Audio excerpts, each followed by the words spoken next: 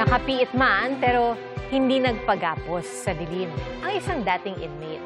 Kahit po nasa loob ng kulungan, natapos niya ang kanyang kurso at ngayon ganap ng engineer. Ang kanyang success story sa pagsaksi ni Nico Wahe.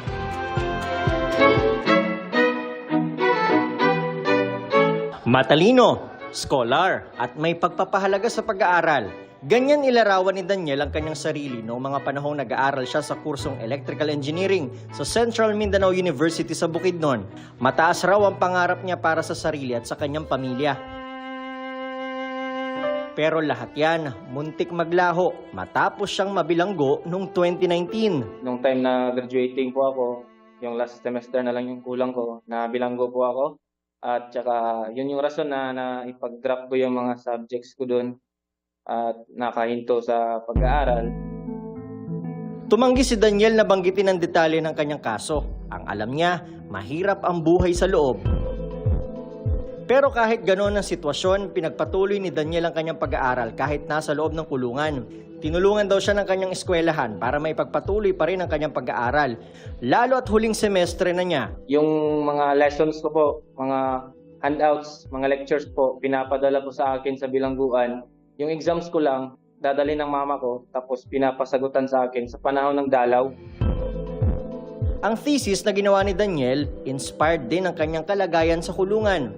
Tapos yung thesis ko po, entitled po, Design and Installation of Jail Alarm and Communication System. Doon ko rin po na-conduct, doon ko po ginawa, sa tulong ng mga inmates din doon, mga kasama ko, na may mga iba't ibang kaso. Hanggang sa tuluyang makapagtapos si Daniel sa kanyang kurso. Pero kung akala ni Daniel ay tapos na ang mga dagok sa buhay niya, Kasi habang nasa loob ako, nakagraduate na ako, may isang bad news na naman na dumating sa loob na natanggap ko na yung papa ko may stage 4 colon cancer. Kaya pala hindi na siya kasali sa mga panahon na may dalaw ako, hindi na siya kasali. Kasi pala bedridden na siya eh. Nasa higaan na. at matapos ang 2 taon, na-dismiss ang kanyang kaso at tuluyang nakalaya.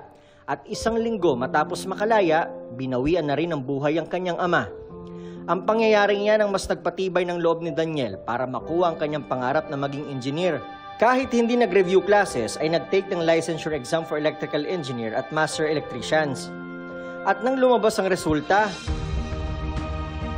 parehong nakapasa si Daniel sa electrical engineering at master electrician exam. Si Daniel, Engineer Daniel Kisaot na ngayon at nagtatrabaho na sa gobyerno. At sa lahat ng pinagdaanan niya, napakarami raw niyang natutuhan.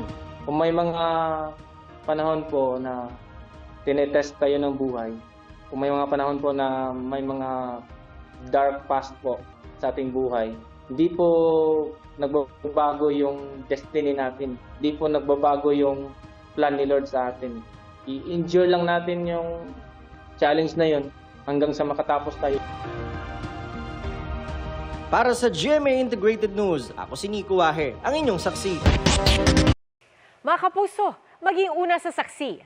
Mag-subscribe sa GMA Integrated News sa YouTube para sa iba't ibang balita.